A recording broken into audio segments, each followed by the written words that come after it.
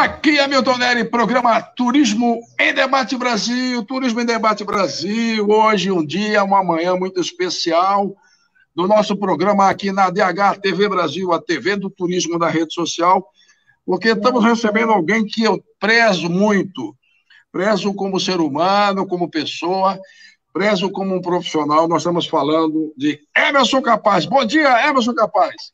Olá, Milton, que prazer voltarmos a fazer essa dobradinha juntos aqui, depois de muitos anos trabalhando lá atrás na Secretaria de Desenvolvimento Econômico do Estado de São Paulo. Você apontou lá como um especialista na área de turismo e eu fico com uma satisfação muito grande de ver anos e anos depois você desenvolvendo um belíssimo trabalho aí na ADH TV Brasil. Feliz de trabalhar com turismo, feliz de voltar a conversar com você ao vivo aqui. Muito obrigado pela oportunidade.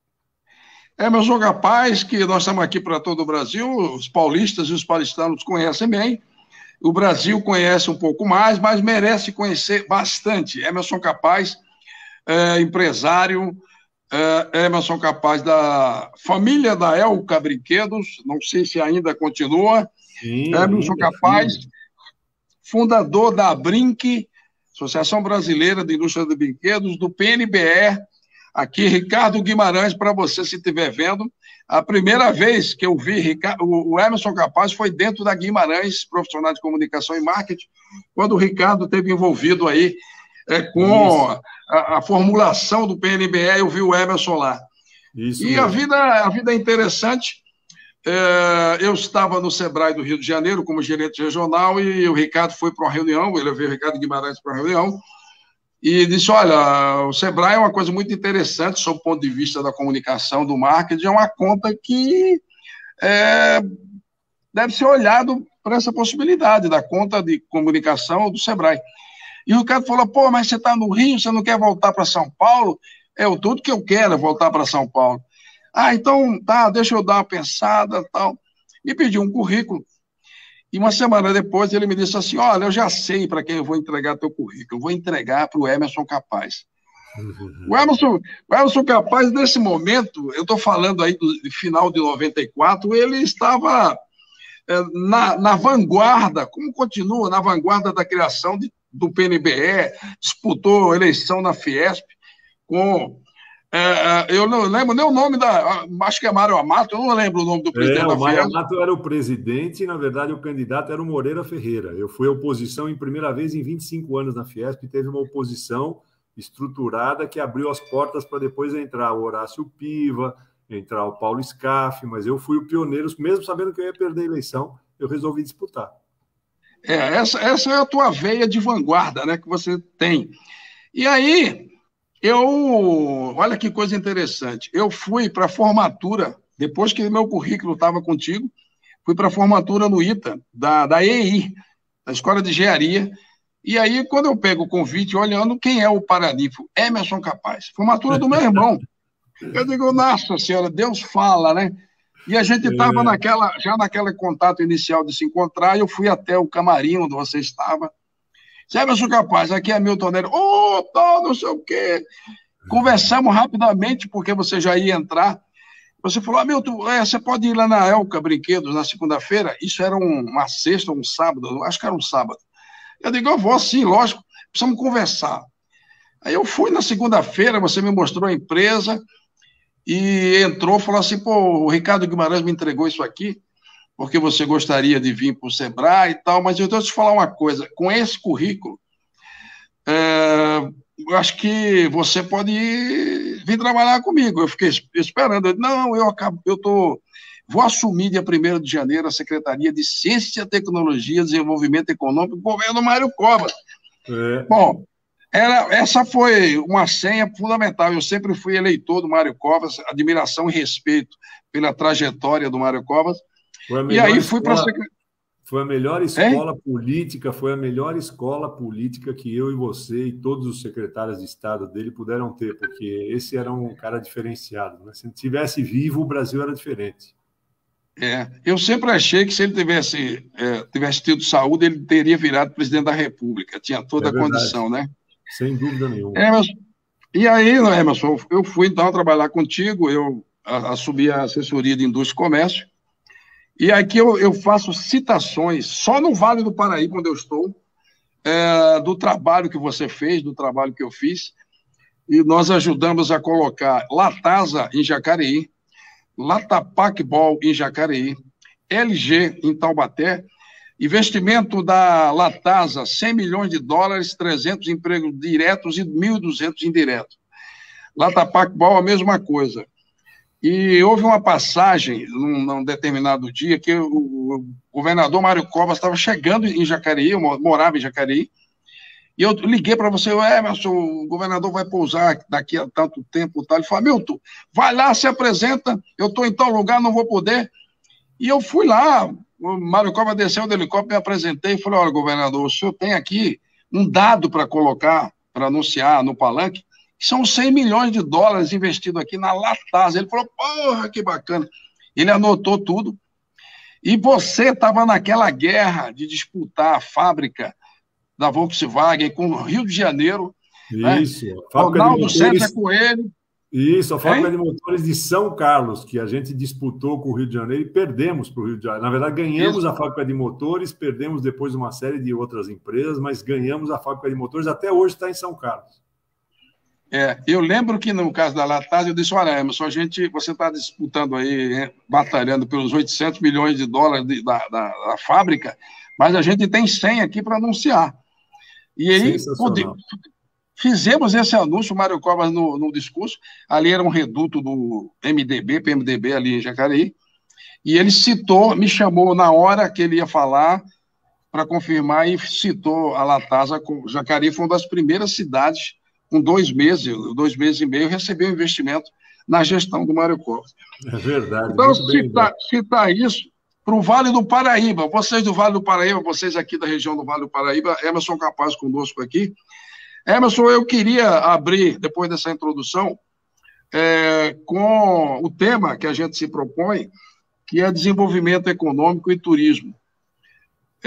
Eu estou há 21 anos debatendo o turismo, fazendo programas de turismo, enfim, e eu até disse para você em off, turismo é algo que São Paulo não deu a devida atenção ainda ao turismo.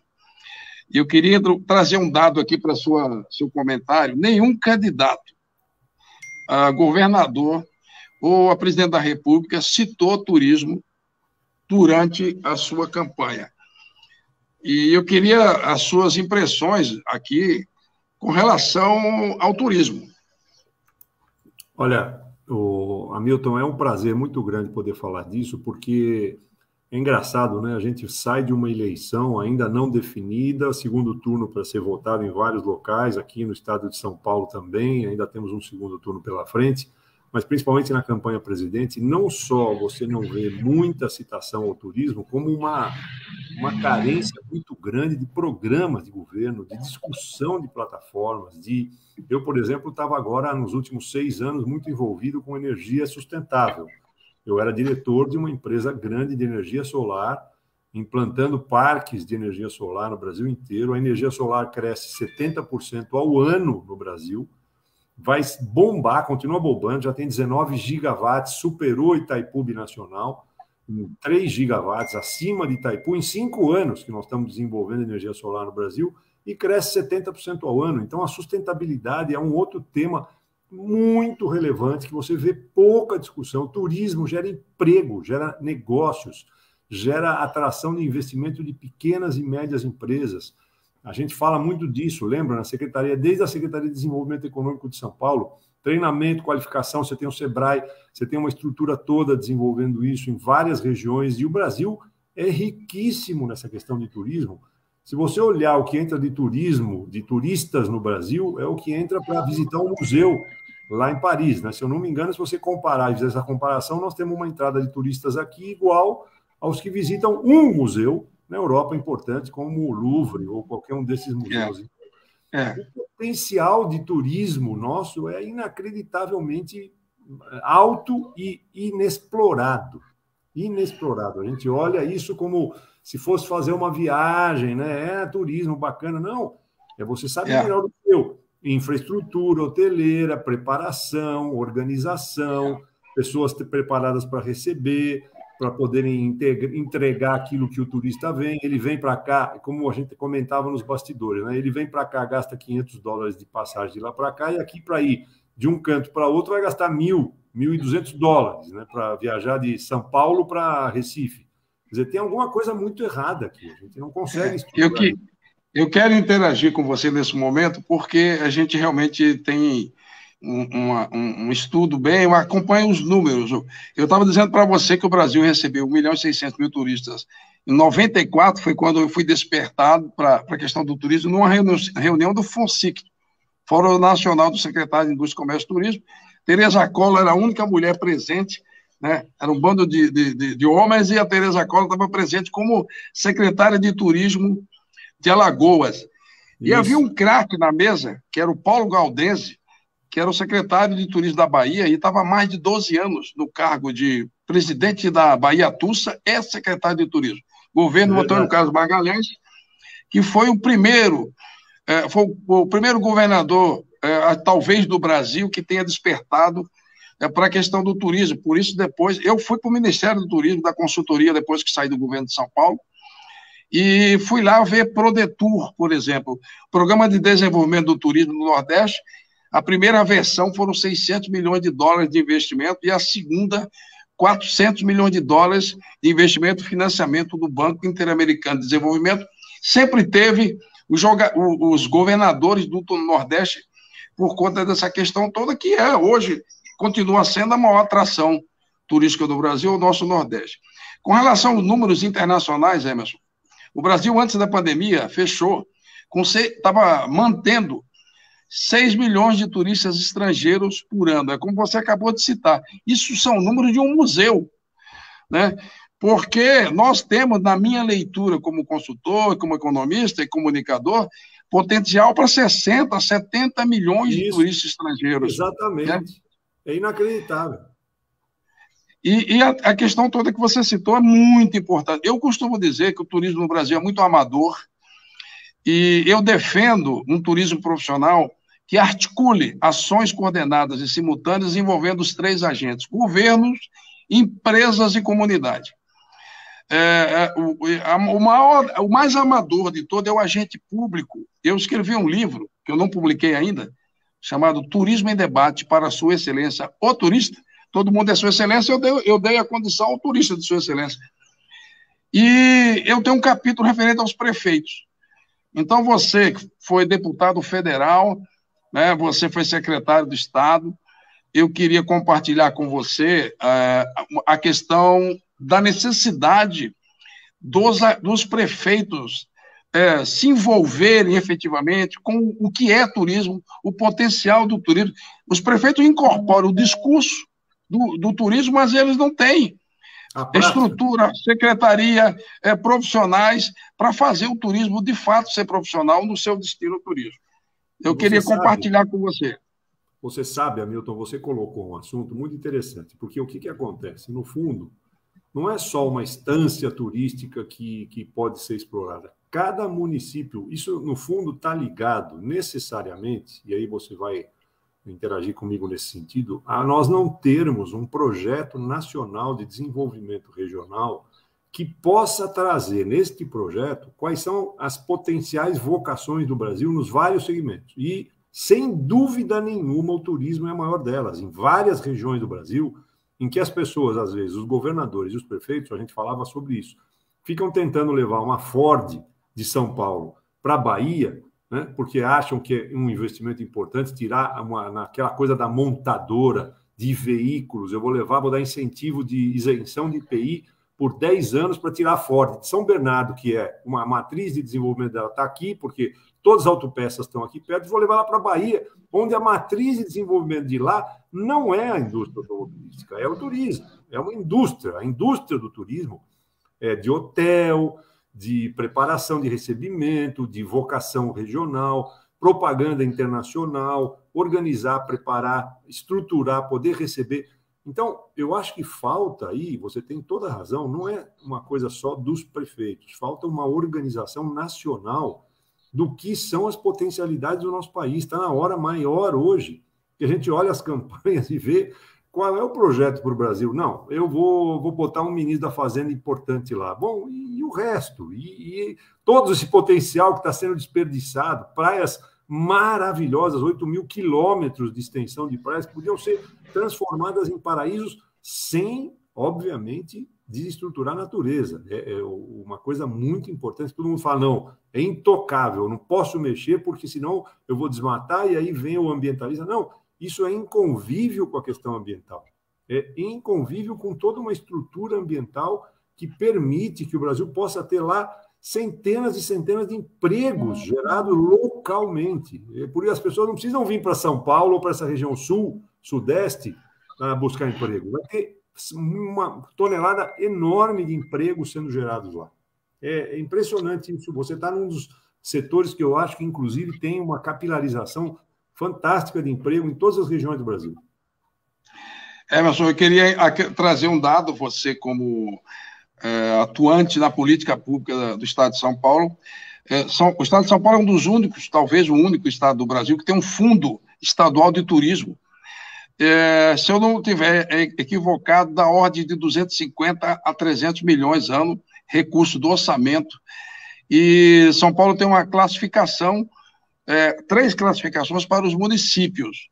Eu fiz um projeto do ciclo histórico do café envolvendo o Vale do Paraíba Fluminense, na região de Valença, Vassouras, Barra do Piraí, e o ciclo, quando as terras foram sendo esgotadas, ele entra por São Paulo, por Bananal e sobe até Jacareí, de Jacareí para a região de Campinas e depois Ribeirão Preto, onde ainda tem a remanescência do café.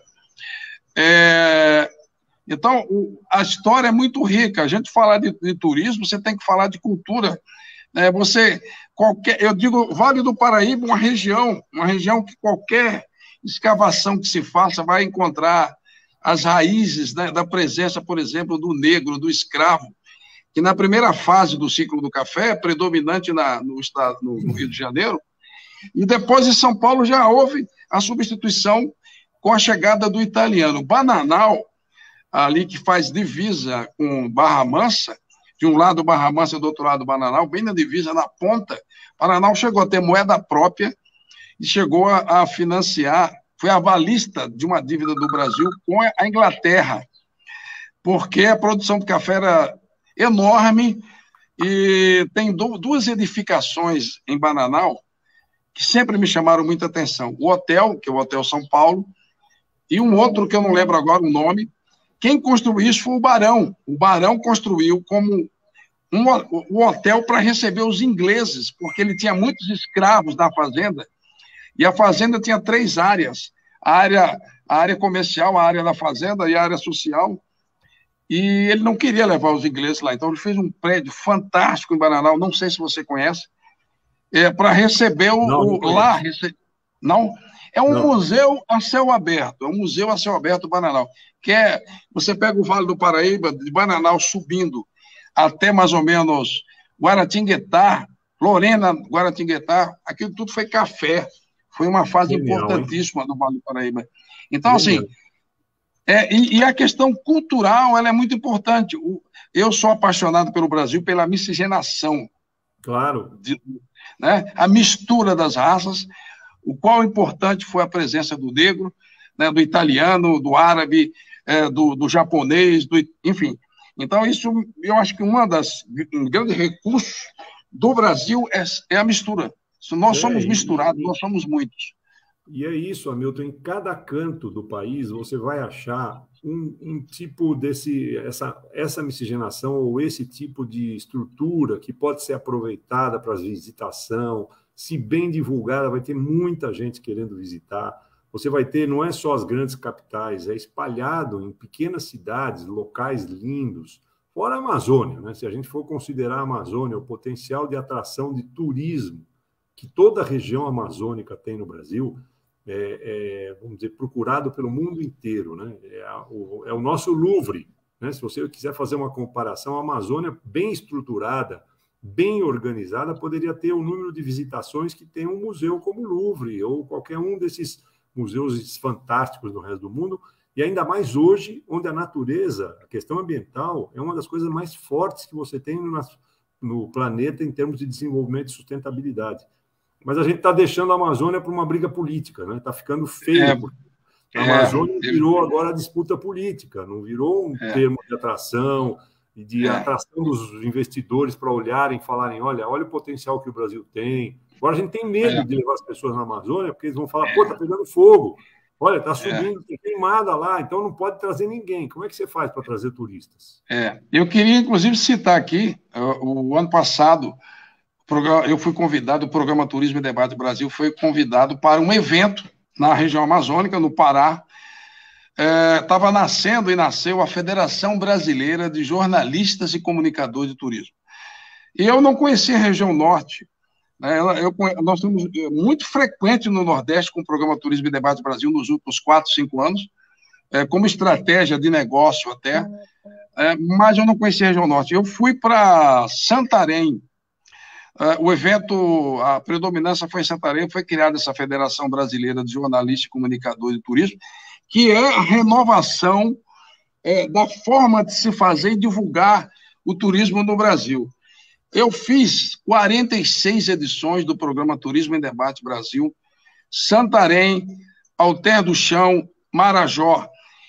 Encantado, eu fiz uma programação de barco, um barco contratado especialmente para a gravação, e eu deixo a coisa muito à vontade, né? O programa é muito espontâneo, e fomos andando, eu parei no meio do rio, Tapajós, e de cadê a margem do rio? Estava eu e o comandante, ele disse, olha, para esse lado são 14 quilômetros, para o outro lado são 22 quilômetros. Eu, assim, inimaginável para quem é de São Paulo, do interior de São Paulo, está num rio e o cara te dizer, dar essa referência, 14 quilômetros da margem daqui e 22 é de lá. É um oceano. É impressionante. O Santarém era, na orla de Santarém, você tem um encontro do Rio Amazonas com o Rio Tapajós. Fantástico, cenário maravilhoso, com águas de cores distintas. O Tapajós, a linha divisória, você vê ela de perfeito, né? Você conhece Santarém, Emerson? Conheço. É um espetáculo. Aquilo é maravilhoso. Toda a Amazônia, tudo que tem ali na região é maravilhoso. Pois exatamente. Então, assim, tem toda essa opção para ser desenvolvida. O Brasil é belo, eu sou apaixonado pelo Brasil, eu faço o que faço com muito amor. Eu passei a escolher, Emerson, quando eu fiz 50 anos, as dores de cabeça que eu estou a fim de ter na vida. Escolher as dores de cabeça. Isso, está certíssimo. A essa altura do campeonato, a gente tem que escolher as demandas que a gente quer ter dor de cabeça mesmo. Na verdade, no seu caso, não é nem dor de cabeça, é prazer, né? Porque você faz isso de uma forma muito espontânea. Você está envolvido com aquilo que você gosta, é onde a gente tira a maior energia nossa. Né? É verdade. E aí, meus amigos aí de São José dos Campos, porra, deixa eu ir com você, eu carrego a sua mala, tal, não sei o quê. Mas é duro, é árduo. Quem trabalha no turismo, mais trabalha enquanto os outros descansam, né? Férias, feriado, final de semana, eu estou trabalhando geralmente direto.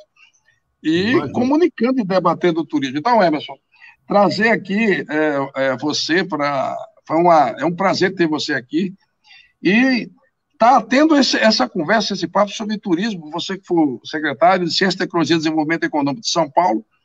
São Paulo tem pouca e baixa visibilidade para o turismo, porque o business do negócio é tão grande na indústria, né, que passa despercebido, mas o turismo de negócio de São Paulo é a maior densidade, talvez, de turista estrangeiro no Brasil, é São Paulo, com os eventos. Turismo, exatamente. São Paulo é o turismo de negócios, o Rio de Janeiro é o turismo por conta da própria cidade maravilhosa, mas aqui muito que você tem é a indústria de negócios, de business, mas é como você falou, nós temos coisas tão lindas no interior, temos coisas tão bonitas a serem exploradas e com um potencial tão grande pela estrutura que o Sebrae tem hoje e que pode disponibilizar para as pessoas e até para treinar, qualificar pessoas para receberem.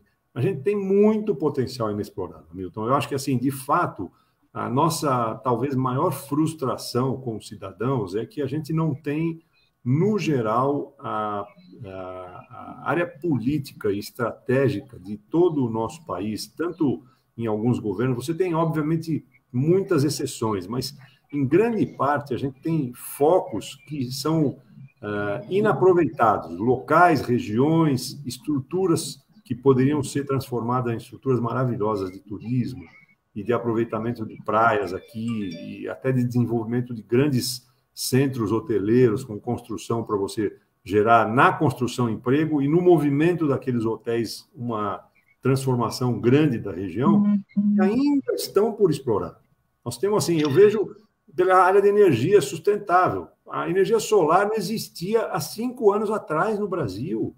Eu, em 2012, comecei a enxergar e falei, pô, a energia solar vai bombar no mundo e aqui no Brasil muito mais. E aí veio a regulamentação da energia solar do parágrafo pela ANEEL. Em 5 anos, nós temos 19 gigawatts. É a mesma coisa, eu uso esse exemplo porque eu acho que pode acontecer exatamente a mesma coisa no turismo. A gente tem um bruta potencial no turismo, de repente vai dar um estalar de dedos e nós vamos começar a mexer nessa estrutura para valer. Agora, uma coisa que você deve ter estudado muito, a gente tem que começar a pensar em como baratear passagens aéreas, porque é um absurdo o que está acontecendo no Brasil. Você Sim. não consegue viajar no Brasil para turismo, porque você paga de passagem aérea o que dá para ir para a Europa. Sim. Tem alguma coisa muito errada. Eu não sei o que muito errado. O Emerson, e outra coisa, nós temos um país continental, não se faz turismo sem avião no Brasil. Não dá. Não dá. Eu quero as belezas... um fim de semana num lugar na Bahia, por exemplo, de passagem acabou, minha viagem está morta. Praticamente eu vai tudo para passagem. Uhum. Como é que verdade, é muito caro. Mas eu queria aproveitar aqui e que você fizesse aí as tuas considerações finais. Estamos a 27 minutos ao vivo. E com teu olhar para o país, você que é um cara que estuda desenvolvimento econômico, estuda política pública, você acaba de novamente disputar uma vaga de deputado federal. Como é que você está percebendo? Eu acompanhei várias entrevistas suas na TV Cultura durante 1 ano e meio, um ano. Como é que você está percebendo o Brasil, o São Paulo, o estado de São Paulo e o Brasil, sob o ponto de vista do desenvolvimento econômico? Então, vamos lá. Eu sou comentarista da TV Cultura, do Jornal da Cultura, volto para lá agora, assim que enfrentei essa candidatura, infelizmente não foi bem sucedida, mas é parte da política, e eu quero voltar, inclusive, a discutir essa questão. Hoje, o Projeto Nacional de Desenvolvimento, a preparação de uma estrutura de desenvolvimento econômico para o país está longe de ser o que deveria ser. E eu uso o exemplo do seguinte, a minha pauta nessa discussão toda era uma pauta de rever um modelo de contrato social que nós temos no Brasil. Nós precisamos rever o nosso contrato social e não é só nós. Todos os países do mundo estão fazendo isso porque, pós-pandemia, mudou tudo. A relação entre as pessoas, a relação de trabalho, a educação para a questão ambiental. Hoje, o Brasil se transformará, se nós soubermos aproveitar, obviamente, na maior potência em desenvolvimento econômico sustentável do planeta. Nós temos todas as condições de fazermos isso em cima de economia circular, em cima de crédito de carbono, em cima de desenvolvimento sustentável, e essa pauta é uma pauta que envolve também a área que nós estamos falando aqui, que é a área do turismo, porque, obviamente, um planeta que tem demandas para conhecer áreas verdes, para ir para um país que é beneficiado por isso, que tem crédito de carbono em florestas a ser explorada, é o nosso.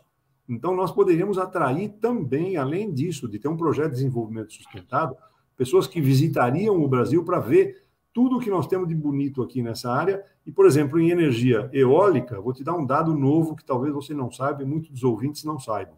Nós agora acabamos de aprovar no Congresso, foi aprovada uma regulamentação diferenciada para eólicas offshore, que são eólicas fora do mar, ali implantadas a 10 quilômetros, 15 quilômetros de distância, onde o vento é muito mais forte, e você tem, só por conta disso, já 177 gigawatts de energia eólicas registradas para serem implementadas nos próximos anos.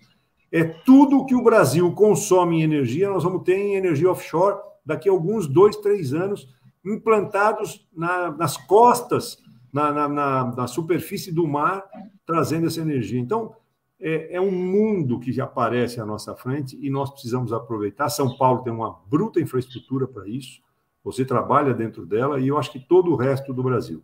Queria te agradecer a oportunidade e a chance de poder estar com você. Estou sempre à disposição para a gente debater esses assuntos. Ok, muito obrigado. Emerson Capaz aqui no programa Turismo em Debate Brasil, na ADH TV Brasil, a TV do turismo na rede social. Um abraço, Emerson, muito obrigado. Um abraço. Até a próxima, vai ter próxima. Vai ter próxima. Um abração. Tchau. Abração, tchau.